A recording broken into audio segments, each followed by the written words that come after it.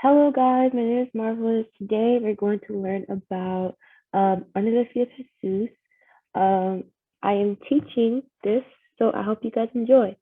The story I did was Under the Feet of Jesus by Helena Maria Villamontes. I'll go ahead and read the prompt for you guys.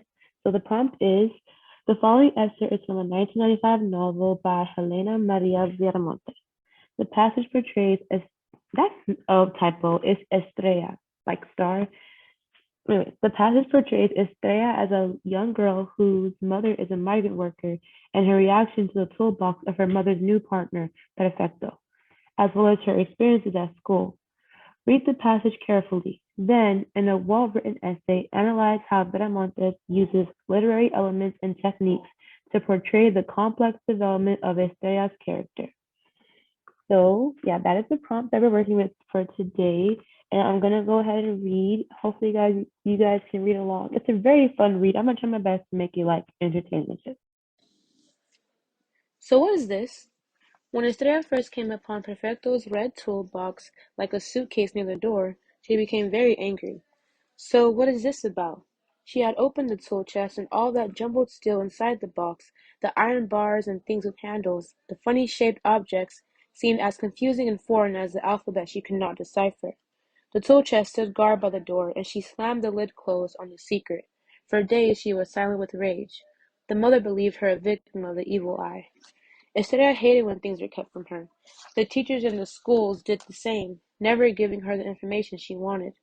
Estrella would ask over and over, "So what is this?" and point to the diagonal lines written in chalk on the background. Oh, sorry.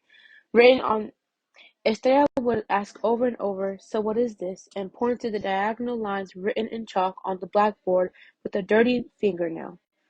The script A's had the curlicue of a pry bar, a hammerhead split like a V. The small eyes resembled nails. So tell me, but some of the teachers were more concerned about the dirt under her fingernails. They inspected her head for lice, parting her long hair with ice cream sticks.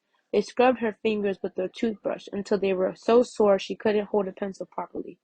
They said good luck to her when the pisca was over, reserving the desk in the back of the classroom for the next batch of migrant children. Estrella often wondered what happened to all the things they kept boxed away in tool chests and kept to themselves.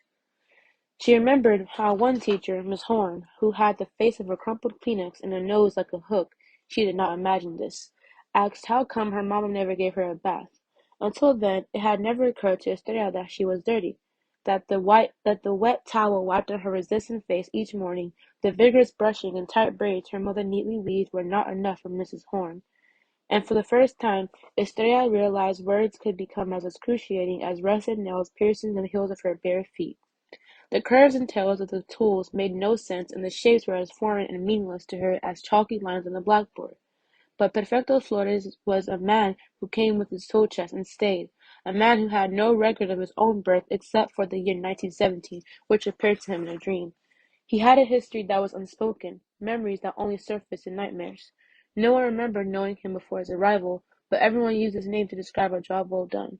He opened up the tool chest, as if bargaining for her voice, lifted a chisel and a hammer, aquí, pegale aquí, to take the hinge pins out of the hinge joints when you want to remove a door. Start with the lowest hinge, tap the pin here, from the top, tap upwards. When there's too many layers of paint on the hinges, tap straight in with a screwdriver at the base, here, where the pins widen. If that doesn't work, because your manitas aren't strong yet, fasten the vice pliers. These, then twist the pliers with your hammer. Perfecto Flores taught her the names that went with the tools. A claw hammer, he said with authority, miming its function. Screwdrivers, see? Holding up various heads and pointing to them. Crescent wrenches, loop pliers like scissors for cutting chicken or barbed wire. Old saw, new saw hat, I'm sorry.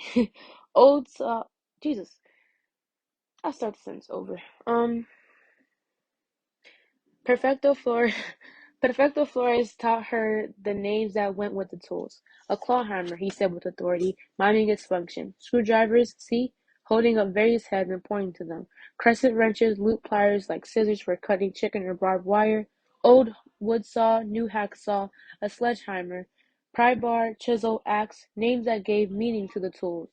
Tools to build, bury, tear down, rearrange, and repair. a box of reeds in his hand took pride in.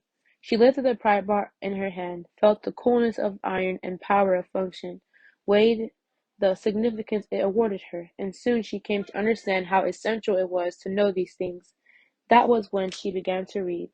So for my thesis, it would be in this excerpt of Helena Maria Viramontes' Under the Feet of Jesus, Estrella begins as a tumultuous young girl, constantly feeling uptight and abandoned by the world, and closes with a clear and confident perspective on the obstacles she encounters.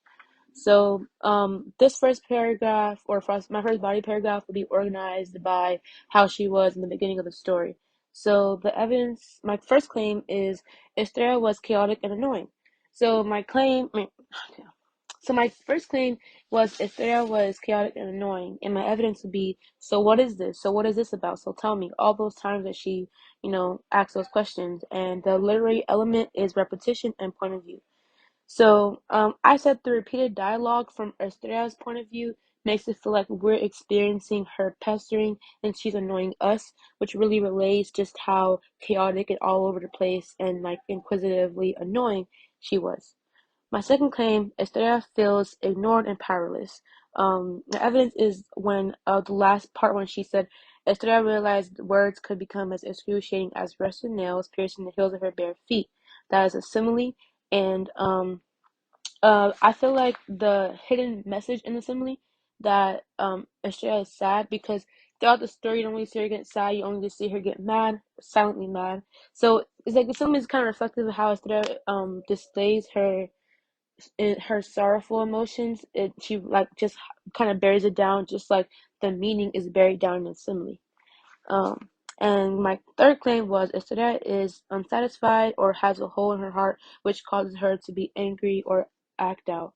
And so the evidence I chose was the details in the first paragraph when she has her first encounter with the toolbox. She's mad about it. She slams it down. She calls it a secret, and she was silent with rage for days. And this is not like a usual and like a user reaction someone would have to a toolbox. She's angry at the toolbox, not obviously because it's the toolbox, but because she has something inside of her, a void that she needs to be filled, some deeper pain that goes, she's projecting her pain onto the toolbox. Obviously, there's some unresolved issues there, and I feel like her reaction to the toolbox highlights those unresolved issues. Okay, that was my first paragraph. My second body paragraph with the concept would be Estrella has changed thanks to Perfecto Flores. So this paragraph just focuses on the second half of the story, the second column. My first claim would be Estrella is attentive slash locked in rather than being chaotic.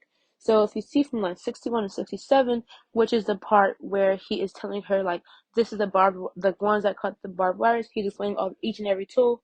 She's attentive.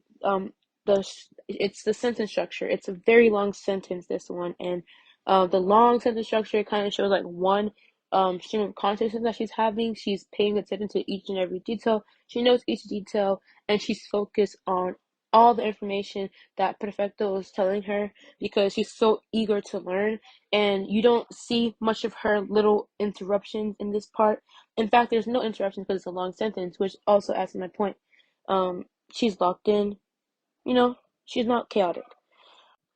My second claim would be Esther believes everything has a purpose. The evidence would be that was when she began to read. The sentence structure of this is short, but it's the actual text is impactful, which is reflective of what the intimate moment with Perfecto was for Esther. All Perfecto was doing was showing her his tools and being like, "Oh, this is what I use every day," but it changed her life because Perfecto actually, cared about her questions, and he basically gave her she felt valued by Perfecto the way she felt valued by the way Perfecto wanted to answer all her questions and showed her attention and validated her like feelings for curiosity. So, and then once Estera felt valued by Perfecto, I believe that it showed Estera that she has some type of purpose and she has some type of strength. And that made her confident and, want to start to read. And so now she sees, like if you read, you see the constant references she makes to tools because she sees that everything has a purpose. It's like all the tools have a purpose. And now she's more optimistic, yeah. So we're gonna talk about topic. My topic I chose was acknowledgement, validation, or recognition, whatever, whichever one. I guess if I had to pick one, acknowledgement. But this topic can definitely expand because Es- Estrella, the validation Estrella was received from Perfecto Flores is the reason why her perspective on the world changed, and I feel like that can be said for most kids. Most kids need that validation. They need someone there for them to recognize that what like their curiosity is good, and just validate their feelings sometimes. So yeah, that is my theme. I hope you guys enjoyed it. Thank you. Okay, so that is it for me. I hope you guys enjoyed this, my reading of my teaching of Under the Feet of Jesus. Um, I hope you guys did well on the MCQ. I hope it wasn't too long. It's probably going to be right near 10 minutes because I talk a lot. But thank you for listening. And yeah, see you guys in class.